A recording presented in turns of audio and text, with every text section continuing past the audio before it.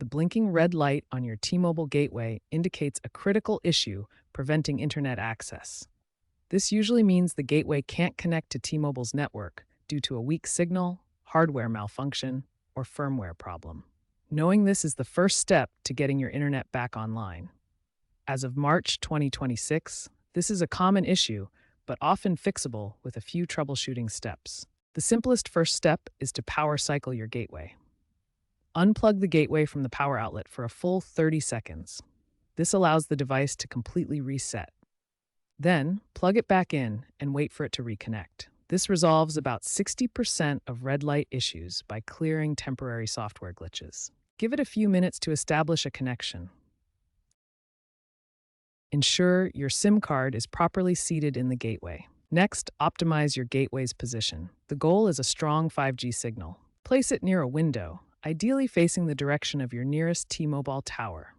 Avoid obstructions like thick walls or metal objects. Weak signal is a common cause of the red light, especially in rural areas. Download the T-Mobile Internet app from the App Store on your smartphone. Search for T-Mobile Home Internet and install it. Open the T-Mobile Internet app by tapping its icon on your smartphone. The app can run diagnostics to check your connection and identify issues. The app provides error codes, such as E1 for signal issues, to help diagnose the problem. Follow the app's recommendations, which might include repositioning the gateway or contacting T-Mobile support. The app guides you through the process.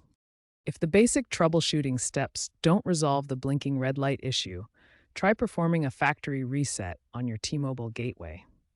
This restores the device to its original factory settings. First, locate the reset button on your gateway.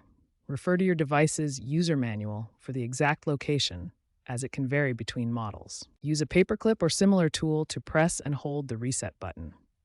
Keep it pressed for about 10 to 15 seconds until the device reboots. After the factory reset, your gateway will restart with default settings.